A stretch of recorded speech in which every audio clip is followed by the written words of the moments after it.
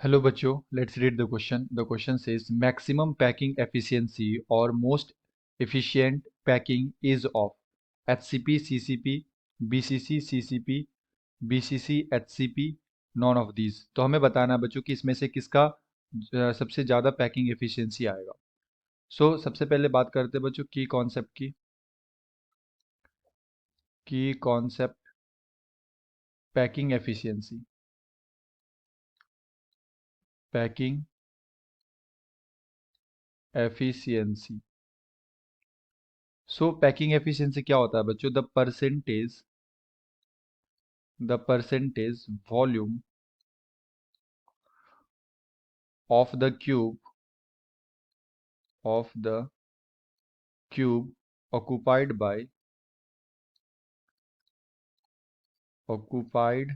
by atoms,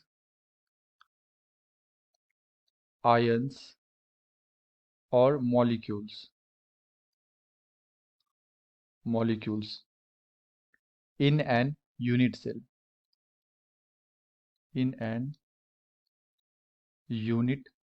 cell is known as packing efficiency is known as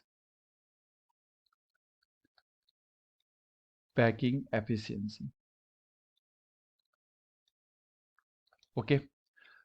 packing efficiency क्या होता है बच्चों? The percentage volume of the cube occupied by atoms, ions और molecules in an unit cell. तो किसी भी unit cell में जो भी एटम्स का परसेंटेज होगा, है ना, मतलब उस क्यूब के वॉल्यूम का जो भी परसेंटेज ऑक्युपाइड करेगा एटम, उसे हम लोग क्या बोलते हैं? पैकिंग एफिशिएंसी बोलते हैं। And packing efficiency equal to हम लोग फॉर्मूला लिखते हैं Z into volume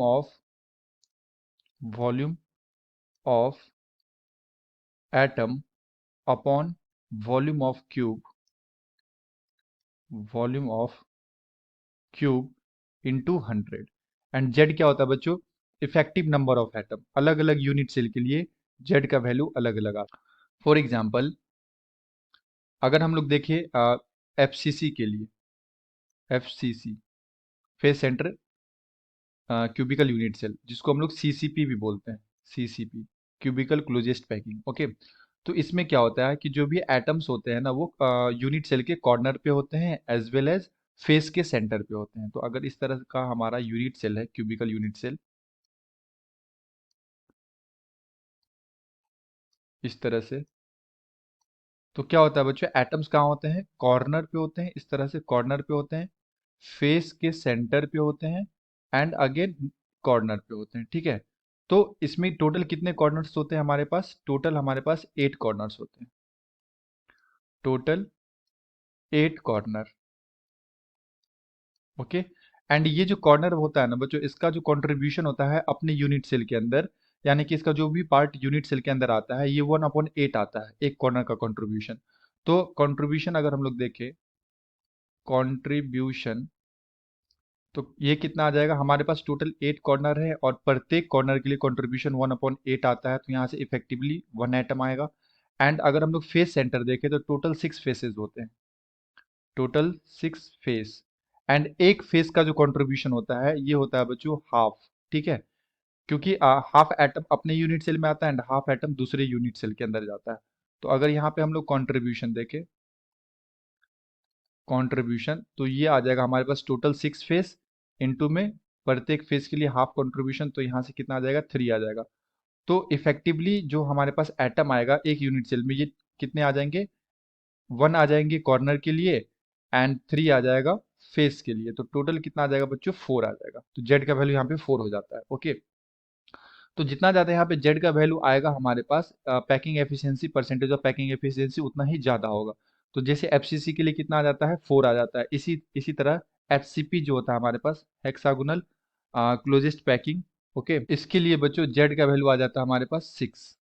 Z equal to कितना आ जाता है? 6। ठीक है, हेक्सागोनल पैकिंग इस तरह का होता है, A B type packing, like यहाँ पे हमारे पास एटम्स है। ठीक है, तो सभी एटम के सेंटर को अगर मिलाएंगे तो इस तरह से एक हेक्सागोन बन जाता है। एंड यहाँ पे एक सेंटर पे एटम होता है, तो ये होता है हमारा ए टाइप। फिर यहाँ पे होता है बी टाइप और अगेन ऊपर में भी एक हमारे पास हेक्सागोन। ठीक है, तो इस तरह से होता है बच्चों।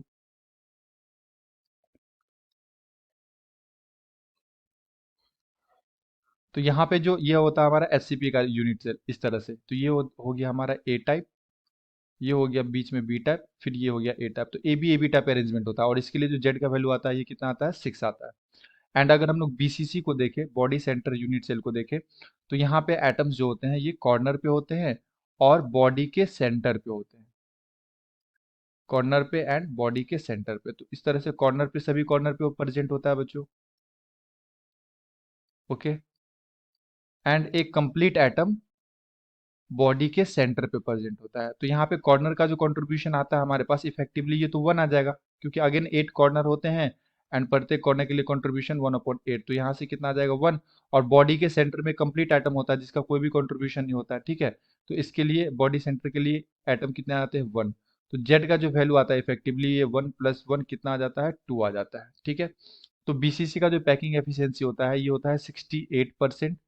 एंड एचसीपी के लिए पैकिंग एफिशिएंसी आता है बच्चों 74%। एंड सीसीपी के लिए भी पैकिंग एफिशिएंसी कितना आता है, 74%। तो अगर मैक्सिमम पैकिंग एफिशिएंसी की बात करें हम लोग, तो एचसीपी और सीसीपी के लिए 74% आता है। ओके, तो हमारा जो करेक्ट आंसर हो जाएगा ये कितना हो जाएगा, ये हो जाएगा A, HCP and CCP. So the correct answer is option A. Hope you have understood it well. Best of luck, thank you.